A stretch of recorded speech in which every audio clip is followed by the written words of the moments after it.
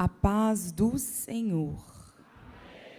Você que trouxe a sua Bíblia, abra comigo no livro de Jó, capítulo 38. É uma alegria retornar a essa casa, dessa vez conhecendo a igreja como um todo, né? É uma alegria para nós estar com vocês. Mais uma vez, obrigada, pastora Fabiana, pelo convite, pela oportunidade. Estamos felizes nessa manhã. Quantos encontraram? Deixa eu ouvir um sonoro amém. Diz assim a palavra do Senhor. Depois disso, o Senhor respondeu a Jó de um redemoinho e disse: quem é este que escurece o conselho com palavras sem conhecimento? Agora, cinge os teus lombos como homem. Perguntar-te-ei, e tu responde-me. Onde estavas tu quando eu fundava a terra? Faze-mo saber. Se tens inteligência, você pode se assentar dando glórias a Deus. Querida igreja, antes de chegarmos no capítulo 38, eu quero te contextualizar neste livro. O livro de Jó é um livro considerado uma poesia, uma grande poesia.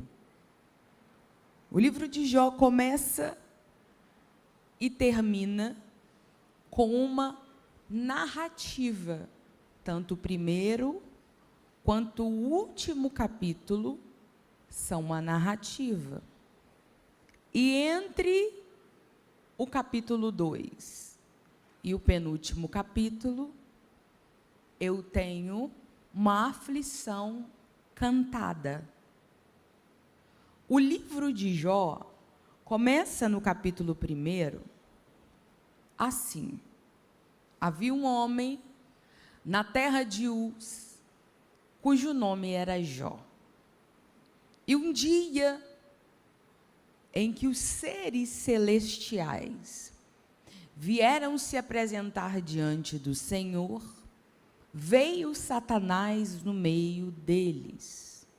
Satanás é um ser espiritual. Assim como os anjos, ele também foi criado como anjo. Mas ele foi destituído do seu posto angelical e se tornou o que nós conhecemos. Quais são os nomes do diabo? Enganador, tentador, Beuzebu, o dragão, como você quiser chamar. O fato é que ele era um querubim ungido. Ele era um aferidor de medida no céu. Ezequiel, capítulo 28, narra que ele andava sobre pedras afogueadas, até que a soberba entrou no coração dele. E ele diz: serei semelhante ao Altíssimo. E começa uma rebelião no céu. O livro de Apocalipse nos revela que houve uma guerra no céu e Satanás e uma terça parte dos anjos foi precipitada de lá.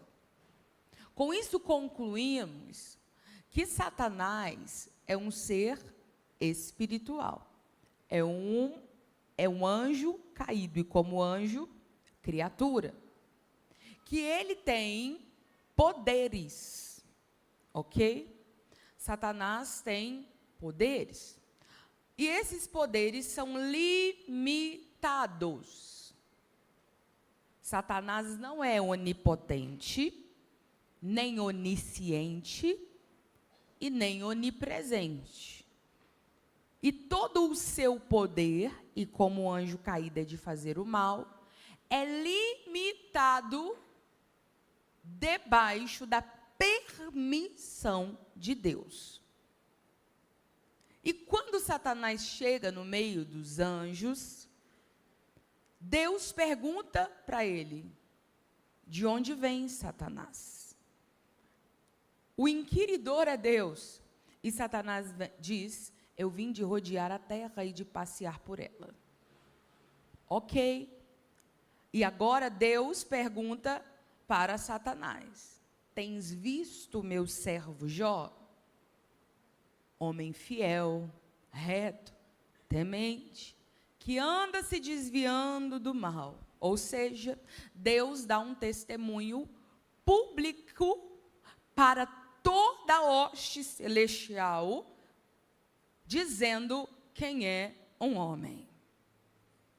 Porque Deus conhece a estrutura de cada filho. Deus conhece a estrutura de cada criatura. E Ele tem um conceito formado sobre mim e sobre você. Esse conceito é particular. Esse conceito é inerrante. E esse conceito é profundo. O Senhor sabe dos pormenores e Ele dá testemunho de nós. Segundo Deus, Jó é um homem reto, sincero, temente e que se desvia do mal. Mas Satanás tem uma outra opinião sobre Jó. Deus sabe porque ele vê por dentro e vê por fora. A Bíblia diz, no Salmo 139, que ele sabe até a intenção do nosso pensamento. Mas Satanás diz: eu também conheço Jó. E na minha opinião, Jó para mim é um homem muito privilegiado. Porque o Senhor cercou ele de bens. O Senhor deu para ele 10 filhos. O Senhor deu para ele uma esposa. O Senhor deu servos, servas, riqueza e saúde. Então, na minha opinião, se o Senhor não tivesse dado nada disso para ele, ele não serviria ao Senhor. Ele serve ao Senhor, porque o Senhor é bom do ponto de vista humano, de poupar, de cuidar, de dar riquezas. Veja que é o Senhor que autoriza agora Satanás a tocar em tudo que Jó tem. E a Bíblia narra que Satanás sai autorizado do trono de Deus e toca em tudo que ele tem. Num único dia, Jó perde tudo. Ele perde o seu gado, ele perde os seus servos, ele perde as suas ovelhas. E a Bíblia diz, estando um ainda falando, dando uma notícia de tragédia, chega o outro para dar uma outra notícia pior ainda.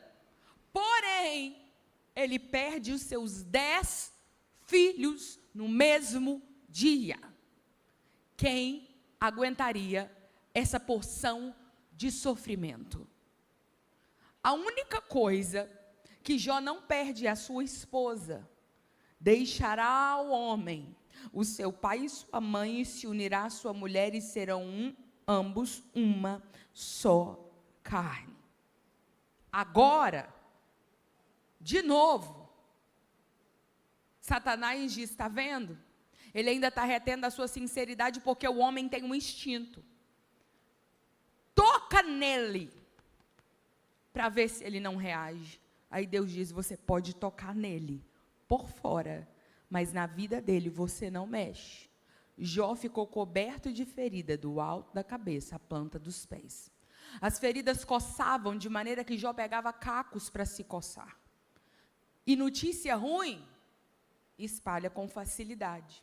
Naquela época não tem WhatsApp, não tem rádio, não tem telegrama, não tem internet. O homem mais conhecido na terra de Uz tem 3 amigos íntimos que ficam sabendo, talvez por algum viajante que passou no lugar e diz, olha, está sabendo qual que é a situação do seu amigo Jó? E eles se reúnem e decidem, vamos para a casa de Jó e vamos ficar lá com ele. Jó perde tudo. E do capítulo 3 ao capítulo 31, agora eu tenho uma saga teológica. Chegam 3 amigos, Elifaz, Bildade e Zofar. Sabe quando você chega em um cenário tão devastador que não tem palavras, é tão absurdo que não tem palavras? Eles ficaram 7 dias em silêncio, olhando, sem acreditar no que tinha acontecido com Jó. Mas, de repente, alguém rompe o silêncio depois de 7 dias. E aí acontece assim, do capítulo 3 até o capítulo 31. Elifaz se levanta e começa a falar: Jó, eu tive pensando, e na verdade, você precisa fazer um exame de autoconsciência. Porque se Deus é bom, e isso é o que nós cremos, sim ou não, igreja? Deus é bom. Como é que Deus faria o mal? Essa é a pergunta de muita gente, que diz assim: se Deus realmente existe, se Deus é bom, como é que Deus deixa as criancinhas lá na guerra da Palestina morrerem inocentes? Se Deus é tão bom, por que é que Deus deixa crianças nascerem com má formação no ventre da mãe? Se Deus é tão bom, por que Deus deixa aquelas criancinhas da África morrerem de fome? E aí Jó diz: não, eu creio que Deus é bom, e eu não tenho motivos para falar de Deus. Então, Jó, o motivo é você. Mas o que Deus havia falado? Homem reto, sincero, que anda se desviando do mal. Agora se levanta Bildade, e Bildade diz: eu já sei o que está acontecendo. Você se acha tão certo, e tão santo, e tão correto, que Deus está cobrando essa soberba de você. Você tinha que ser um pouquinho mais pecador. Você é justo demais. E Jó se defende. Depois que Bildade fala, Zofar se levanta e ataca Jó do mesmo jeito. E Jó se levanta e se defende, meus irmãos. Isso acontece até o capítulo 31. É um ciclo teológico de tentativa de explicação.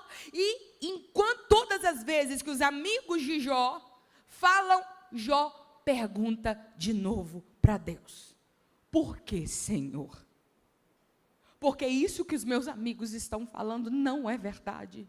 O Senhor sabe que o meu coração é sincero diante de Ti. Não tem lógica o Senhor me cobrar o que está me cobrando, nem me fazer passar o que eu estou passando. Se não tem lógica, Senhor, me ajuda, porque eu sei que o Senhor é bom. E Jó questionou com Deus todas as vezes que ele se levantou para se defender. Ele questionou e louvou a Deus. Sabe quando a gente fala assim? Chora, chora, chora e diz: mas seja feita a tua vontade, Senhor. O Senhor está no controle. Mas Jó perguntava para Deus: por que eu nasci? Por que o Senhor permitiu eu nascer? Por que o Senhor não me permitiu morrer no ventre da minha mãe, Deus? 31 capítulos. Cada um com a sua razão, cada um com a sua teologia. Mas no capítulo 32, chega um jovem teólogo chamado Eliú. E Eliú parece que estava ouvindo a conversa dos 4. E ele se junta ao grupo, e Eliú diz assim: olha, estou ouvindo aí vocês, 4 homens experientes e vividos sobre Deus, conversando, mas acontece que eu tenho uma outra visão. E Jó, você está defendendo a si mesmo. Eliú, Bildade e Zofar, vocês estão defendendo a teologia. Mas eu entro com uma outra coisa. E Eliú começa a defender Deus.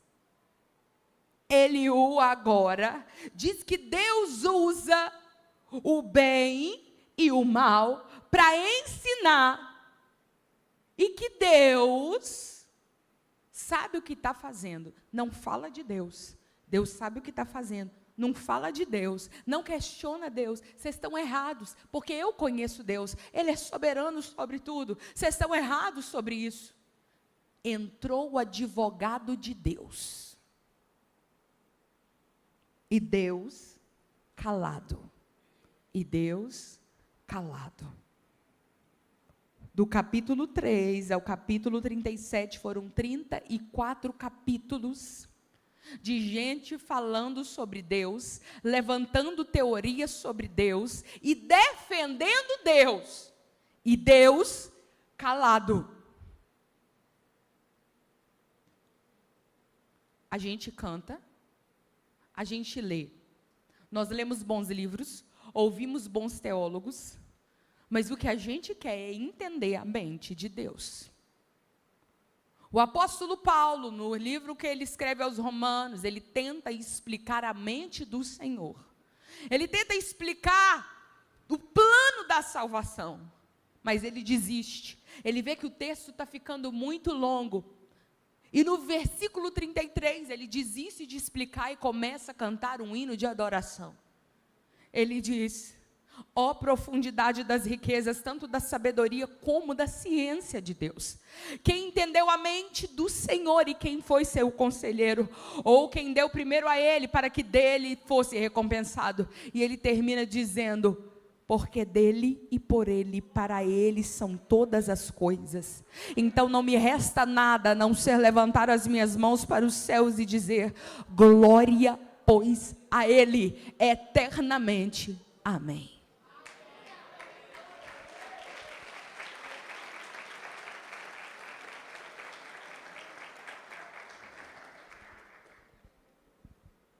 Deus se cala. Mas no capítulo 38, Deus aparece. Aperta o cinto. Porque a coisa vai apertar agora. Depois disso, o Senhor respondeu a Jó de um redemoinho. O que vai acontecer conosco se começar a passar um redemoinho nessa avenida? O redemoinho, ele chega, e o redemoinho é feito de vento. E o vento, quando passa num redemoinho, ele sai tirando todas as coisas do lugar. E o ímpeto humano diante de um redemoinho é se esconder e se esquivar para se proteger, porque ele sabe que se ele cair no olho do redemoinho, ele pode morrer. E certa feita, um homem perguntou a Jesus: o que eu vou fazer para alcançar a vida eterna? E Jesus disse: aquele que não nascer de novo da água e do Espírito. Aí Nicodemos diz assim: como é que eu vou voltar para a barriga da minha mãe? Aí Jesus disse: você não está entendendo nada. Quando eu falo nascer de novo, não é voltar para a barriga da sua mãe. Quando eu falo nascer de novo, é você se transformar de tal forma que você vai virar outra pessoa. Nicodemos, o vento vai para onde quer, ele é misterioso. Quando o vento passa, você não sabe de onde ele está vindo, nem para onde ele está indo, mas depois que ele passa, você vai ver o que é que ele fez por onde ele passou. E o vento do Espírito Santo não é diferente. Ele te coloca em uma situação que você não tem controle nem equilíbrio, você não consegue ficar de pé, você não consegue raciocinar, mas você está no olho do furacão, no olho do redemoinho. Mas quando ele passa, você está com a coluna vertebral espiritual totalmente alinhada, você está com seus olhos na cruz do Calvário, seus ouvidos estão atentos, as suas mãos estão estendidas para adorar e seus pés estão firmes. O vento do Espírito, ele vem. O ímpeto de Jó, quando o redemoinho chegou, foi se esconder, mas o redemoinho veio para colocar aquilo que estava fora do lugar no lugar. Aí Deus disse: Jó, quem é esse? O que acontece no capítulo 1? Deus diz: quem é Jó? Deus diz quem é Jó, mas no capítulo 38 ele pergunta para Jó: quem é você? Quem é esse que escurece o conselho com palavras sem entendimento? Sem entendimento. Deus não pode ser entendido. Não existe palavra alguma no vocabulário humano que define Deus. Se chegasse aqui agora alguém empunhando uma metralhadora e desse um tiro na cabeça de muita gente e matasse e saísse, um assassino em série. Então eu te pergunto, essa menininha é sua filha? Eu vou pegar o assassino e coloco ele aqui em cima e vou perguntar para você, pai, você ama a sua filha? Sim ou não? Ele diz que sim. Então você sabe o que é amor. Igreja, me dá uma palavra que define Deus. Deus é? Então, meu irmão, o assassino está aqui do meu lado. Como que você chama? Thalisson. E a sua menininha? Maitê. Thalisson. Aqui está o assassino. Eu posso livrar o assassino da pena de morte. Mas me dá a Maitê para morrer no lugar do assassino. Você dá? Você não sabe o que é amor. Nem eu. Porque Deus amou o mundo de tal maneira que deu o seu único filho, para que todo aquele que nele crê não pereça, mas tenha a vida eterna. Eu sou a assassina, você é o assassino, mas o filho inocente sem pecado foi pegado naquela cruz, porque Deus é amor. Então você entende que não existe sentimentos ou palavras no dicionário humano que vão me fazer entender quem é Deus? Não existe. Nenhuma definição vai me fazer chegar perto de quem Ele é.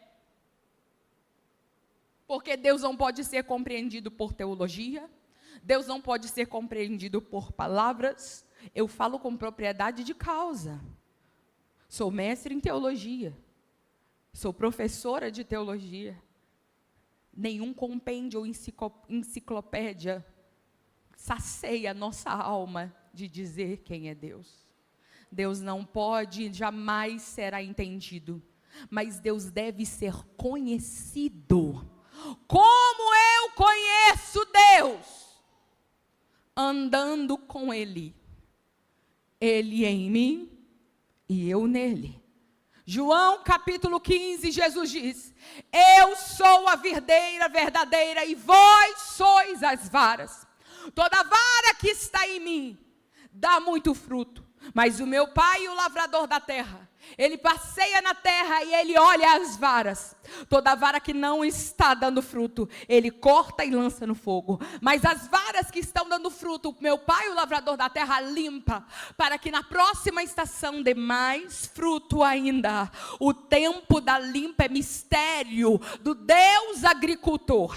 O tempo da limpa é mistério do Deus dono da terra. E o Deus dono da terra diz de Jó: eu sou o lavrador eterno e vim te dizer, tu conheces alguma coisa sobre mim e entendes? Eu não te dei uma mente capaz de me entender, mas você precisa me conhecer. Agora eu sei que durante 34 capítulos, você me fez algumas perguntas, e eu estou pregando para gente que está fazendo perguntas para Deus há dias. Eu estou pregando para gente que está fazendo perguntas para Deus há meses. Eu estou pregando para gente que está fazendo perguntas para Deus até nesse momento. E o Senhor me trouxe aqui nessa manhã manhã, como profeta nessa casa, para dizer o que ele disse para Jó. Quando o profeta Jeremias estava, tem que entender porque Deus o esmagava tanto, porque chamado ele foi para o profeta ainda no ventre da sua mãe. Mas quanto mais ele falava, mais o povo chicoteava, apedrejava,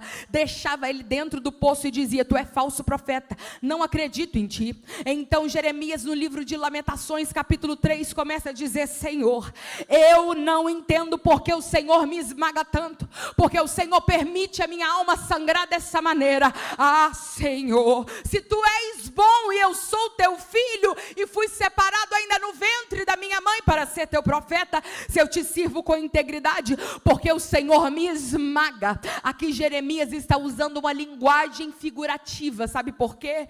Todas as vezes, segura essa aqui, igreja, todas as vezes que um vinho é feito, na linguagem bíblica, vinho significa vida, vinho significa vida, mas a uva é tirada da videira. Quem é a videira verdadeira? É Cristo. A uva é tirada do ramo da videira. Quem é o ramo? É você. E agora essa uva, ela é pisada. O processo de esmagamento é que faz a uva soltar o seu caldo. É assim também que acontece com a azeitona para soltar o azeite. E depois que ela é esmagada, aquele caldo verte. E quando aquele caldo verte, o vinho traz vida e o vinho traz alegria. Jesus foi esmagado na cruz do Calvário e ele diz: aquele que quer me seguir, tome a sua cruz depois de mim, negue a si mesmo e siga-me. O esmagamento produz vida espiritual. O reino dos céus é um reino de cabeça para baixo. Aonde ele traz morte é para gerar vida. Aonde a morte é geração de vida. Aonde é sofrimento é geração de alegria. Aonde a tristeza é geração de consolo. Porque o reino de cabeça para baixo não é entendido. O reino de cabeça para baixo é vivido. O reino de cabeça para baixo é conhecido. Agora, ele diz: Jó, enquanto você está no auge do seu sofrimento, ele não chegou dizendo: Jó, hoje é dia da sua vitória. Ele não chegou dizendo: Jó, hoje eu estou revertendo o quadro. Ele não chegou dizendo: Jó, hoje eu estou abrindo a porta. Ele chegou dizendo: Jó, aperta o seu cinto, porque seu debate era com teólogos, mas agora o teu debate é comigo. Você não me fez algumas perguntas, você não quis que eu te respondesse. Cinge os seus lombos como homem, porque eu vou te perguntar e você vai me responder. O que é cingir os lombos? É preparar o corpo para uma grande jornada de trabalho. Aí ele diz: tu não é homem, tu não é sábio, tu não é inteligente. Se você tiver condição de me explicar as perguntas que eu vou te fazer, eu te prometo que eu vou responder o que você quer ouvir. Onde estavas tu quando eu fundava a terra? Faz-me saber se você tem inteligência. Nós abrimos a boca para discorrer sobre Deus e dizer quem Ele é, como Ele faz, como Ele deve executar e o que é justo para nós e para Ele. Mas Ele pergunta para Jó: onde você estava quando eu fundava a terra? Quando com uma palavra eu disse: haja luz, e houve luz. Deixa eu te falar uma coisa, Ele é o arquiteto da terra. Você já parou e se perguntou por que é que a terra, o globo terrestre, não cai? Por que que nós não flutuamos? Aqui na terra, sabe-se da lei da gravidade, mas a NASA não descobriu ainda por que é que a terra é fixa. Mas Deus diz: ninguém estava lá quando eu finquei as estacas e coloquei a terra sobre ela. Você sabia que se nós nos aproximássemos um pouquinho a mais do sol, morreríamos queimados. E se nós nos afastássemos um pouquinho do sol, morreríamos congelados. É por isso que a Terra é o único país onde há vida. Você sabe que há um ajuste fino entre os gases atmosféricos. Se pegarmos os gases atmosféricos e levarmos para um laboratório, a concentração de cada gás atmosférico é tão perfeita, que se mexêssemos em 0,1 em cada concentração atmosférica, o ecossistema não era possível de existir. Você sabia que recentemente foi descoberta uma única estrela, dentro da qual cabem milhões de sóis?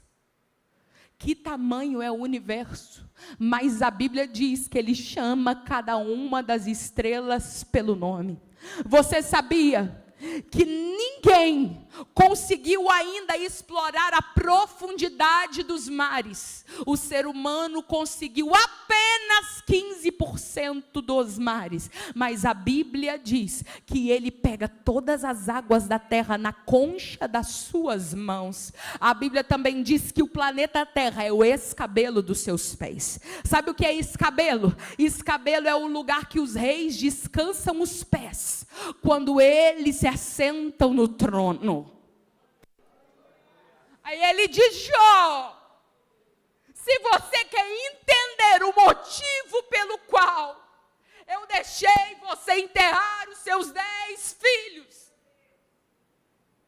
se você quer entender o motivo pelo qual eu deixei que a sua saúde fosse tocada, se você tiver condição de me responder onde você estava quando eu fundava a terra, eu respondo cada uma das suas dúvidas. Vem Deus quebrando toda a teologia humana. Deus quebra a teologia de Bildade, de Zofar. Deus quebra a teologia de Eliú. Deus quebra a teologia de Elifaz. Ele diz: você não sabe nem o tempo que as cabras monteses levam para ter os seus filhos. Jó, você não sabe, porque quando eu executava o plano da terra, eu determinei que havia um caminho para os trovões passarem. E nesse caminho, eu fiz a rota.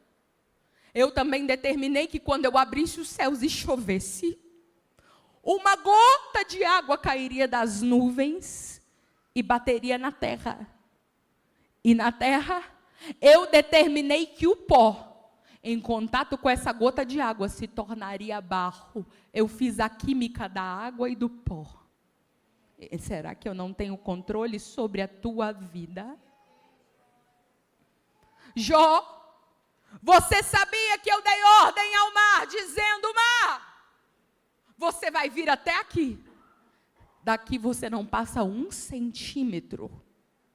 Porque eu dou ordem ao mar, ao vento, ao fogo, à terra. E eles me conhecem e me obedecem. Agora tu me questionas por causa da tua dor? Jó, lembra do profeta Jeremias? Ele chora. O livro de Lamentações é um livro de choro, sabe por quê? Porque a Bíblia não é um livro de super-heróis. A Bíblia é um livro que te mostra a anatomia da tua e da minha alma. E Deus conhece a nossa fragilidade. E depois de muito chorar, Jeremias diz: ah, Senhor, a única resposta que eu tenho é que o Senhor é a minha porção.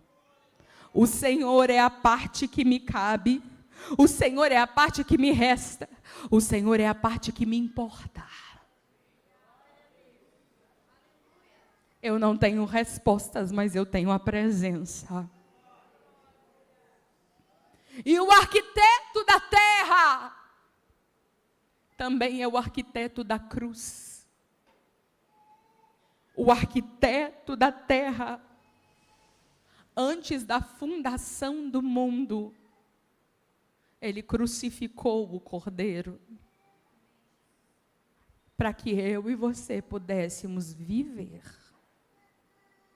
Deixa eu te falar uma coisa. Nem tudo você vai ter respostas.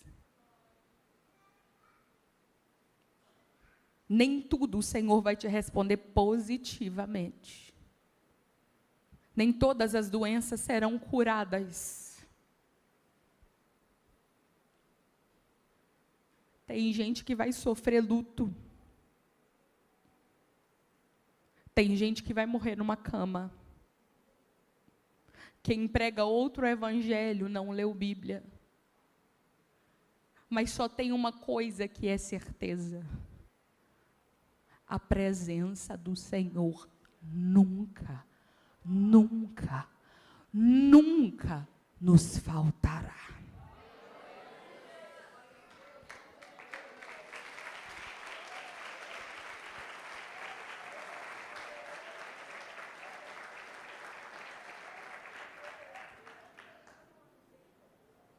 Ô Jó,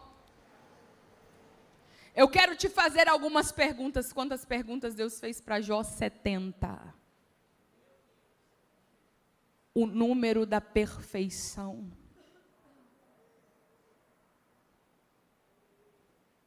O que eu faço agora, você não entende. Mas estou passando aí na tua vida como um vento. Como um redemoinho, eu preciso passar.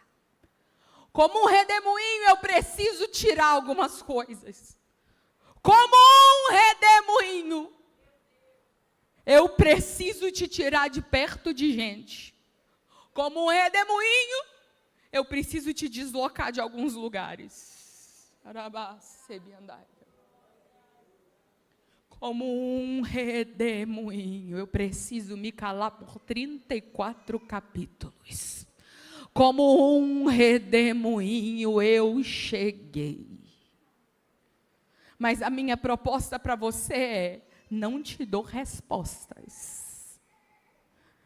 Te dou olhos sobre a cabeça.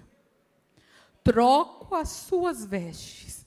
Calço novas sandálias nos teus pés e digo: quer andar comigo? Quer andar comigo? O Senhor é o meu pastor, de nada tenho falta. Guia-me mansamente às águas tranquilas e refrigera a minha alma. Guia-me pelas veredas da justiça por amor do teu nome. Ainda que eu andasse pelo vale da sombra da morte, não temerei mal algum, porque tu estás comigo. A tua vara, correção e o teu cajado puxa de volta, me consolam. Prepara uma mesa perante mim na presença dos meus inimigos e unge a minha cabeça com óleo, meu cálice transborda. Certamente que a bondade e a misericórdia me seguirão todos os dias da minha vida e habitarei na casa do Senhor por longos dias.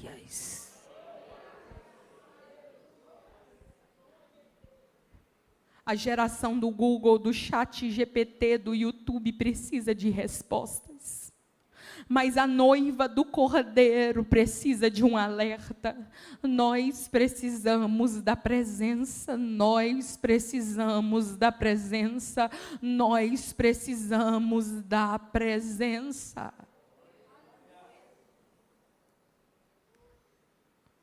Jó, se você sabe alguma coisa, me responde. Aí Jó responde: Deus, eu contendi contigo. Eu coloquei o Senhor num pleito. Sabe o que é pleito? Pleito é quando um homem leva o outro diante de um tribunal para ver quem está com a razão. Senhor, eu te levei no tribunal. Mas, Senhor, Eu sou vil. Que te responderia eu? Eu não tenho o que te responder. Eu vou colocar a mão na minha boca. Eu falei uma vez, mas eu me arrependo. E falei de novo, mas eu não vou prosseguir.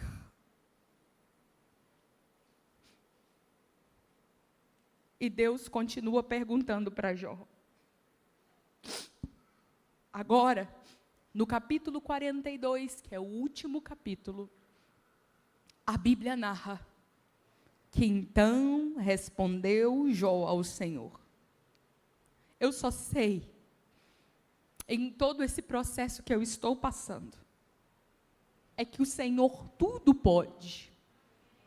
Podes curar, podes salvar, podes libertar, podes me fazer gerar, pode me abrir a madre, pode me mudar, pode me arrancar do sofrimento, pode me manter como eu quero, pode me manter aqui ou me levar para lá.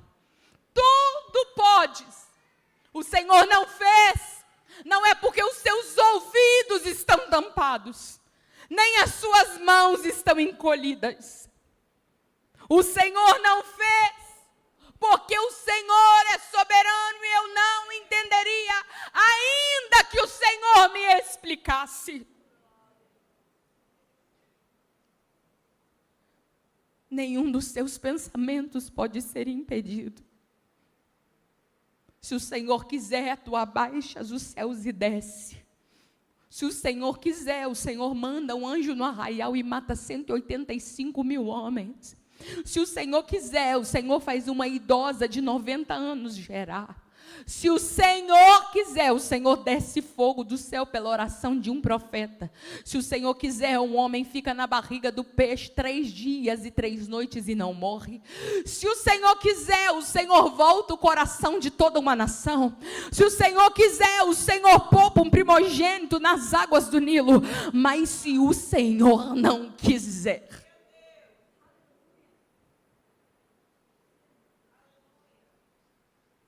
o Senhor é a minha porção.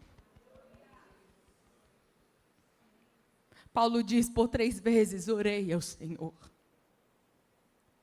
para que me tirasse o espinho na carne. E o Senhor diz, não peça mais. Porque a minha graça é a única coisa que eu tenho para te dar. Ela é suficiente. E o meu poder se aperfeiçoa na sua fraqueza. O Espírito de Deus me leva a dizer que Ele está enfraquecendo gente aqui. Ele está enfraquecendo vínculos, Ele está enfraquecendo financeiramente. Ele está enfraquecendo, Ele está tirando. Mas o Espírito de Deus manda dizer que depois do enfraquecimento tu receberás uma porção de autoridade e poder que tu nunca provaste. Porque a porção que nos restará é o Senhor. Arasibiande canto e asebianda. Ele nos basta, Ele é suficiente.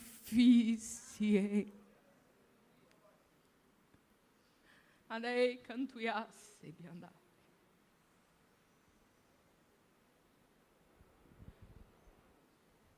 Arabasebianda.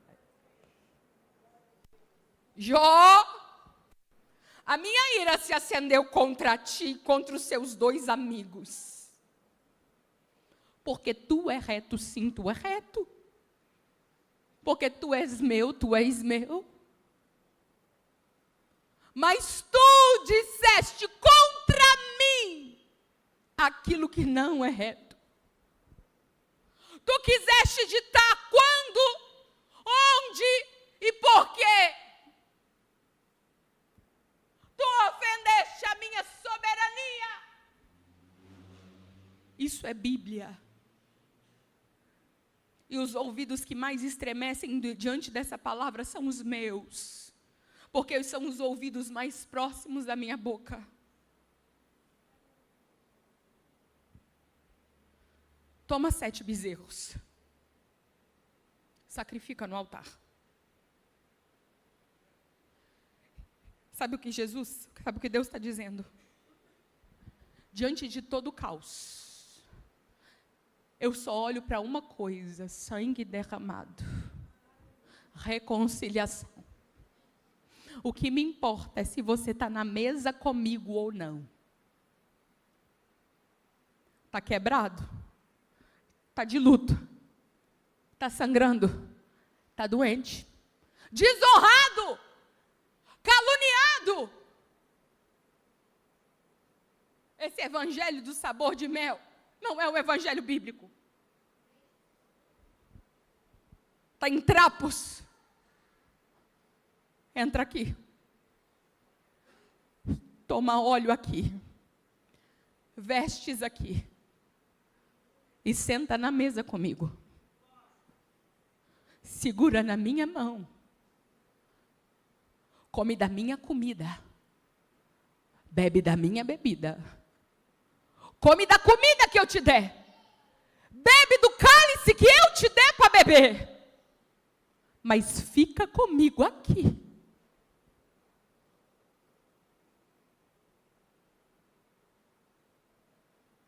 E o Senhor aceitou a oferta na face de Jó.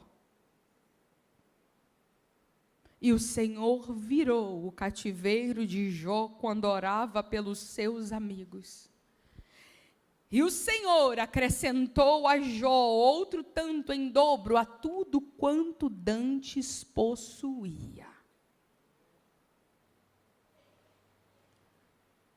Aí Jó diz: eu te conhecia, Deus. Eu pregava nas praças, eu te conhecia de ouvir falar. Mas agora os meus olhos te veem. Deus não pode ser entendido. Nos dias mais difíceis da tua vida, nos dias mais escuros da tua existência, nos dias mais pesados da tua vida, vai ser o dia que o Senhor estará mais perto de ti. Vai ser os dias que os seus olhos espirituais conseguirão ver Ele.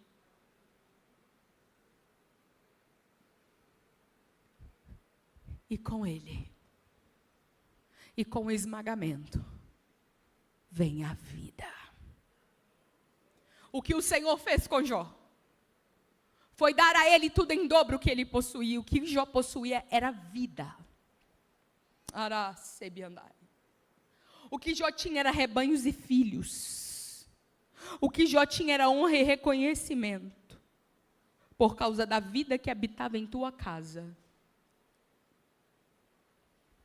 E quando ele conheceu Deus, o Senhor disse: você, pela tua força, pela tua mão e pelo teu braço, conseguiu gerar um tanto e apacentar um tanto.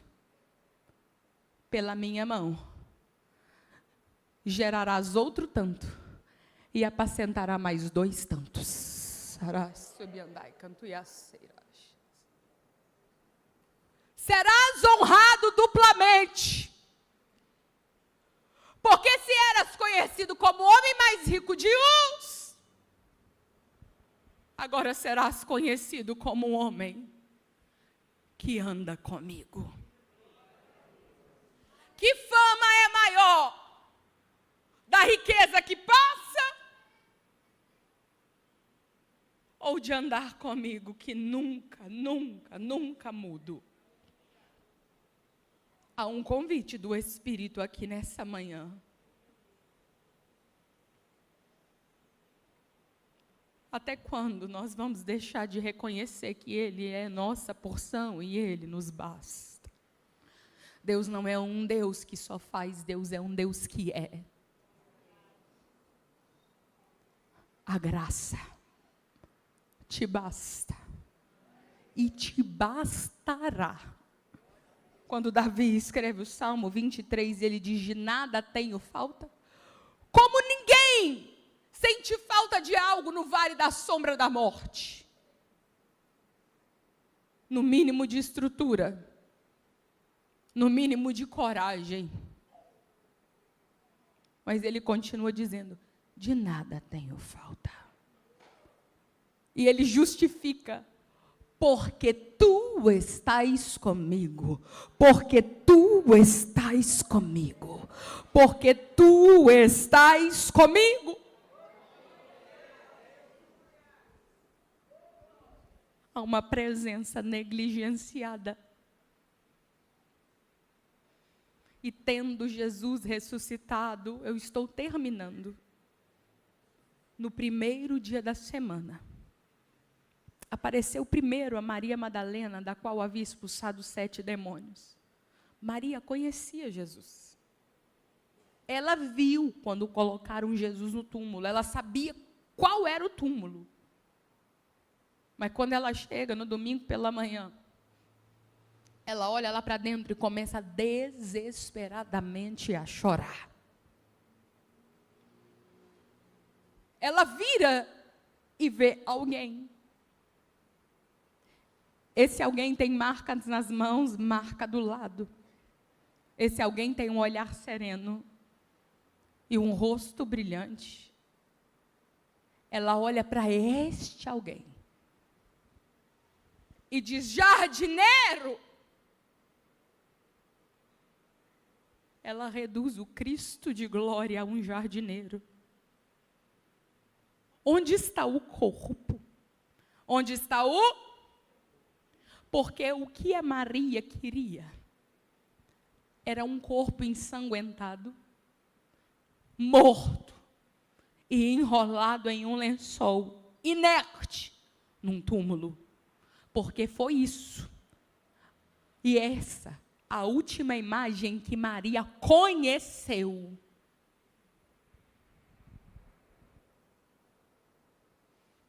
Será que a gente está buscando um túmulo? Com um corpo morto, inerte, ensanguentado, enquanto ele está em glória. Ressurreto, do lado de fora. Olhando a nossa agonia e perguntando: o que você está buscando? Que buscais, mulher? Eu estou buscando o meu Senhor. Como é que é seu Senhor? Morto, no túmulo. Ele tem que estar nessa posição, deitado e enrolado no lençol de linho fino. É mesmo? Maria. Nós não o reconhecemos na hora da maior dor da nossa vida, mas Ele nos reconhece intimamente, nos chama pelo nome. Quando Ele diz: Maria, ela diz: Mestre, é o Senhor. E ela corre para abraçar Jesus, e quando ela corre, Ele diz: não me detenhas. Não me toque. E não chora mais. Está vendo essa glória que você está vendo? Corre. Porque eu te autorizo a dizer para os seus irmãos que eu ressuscitei.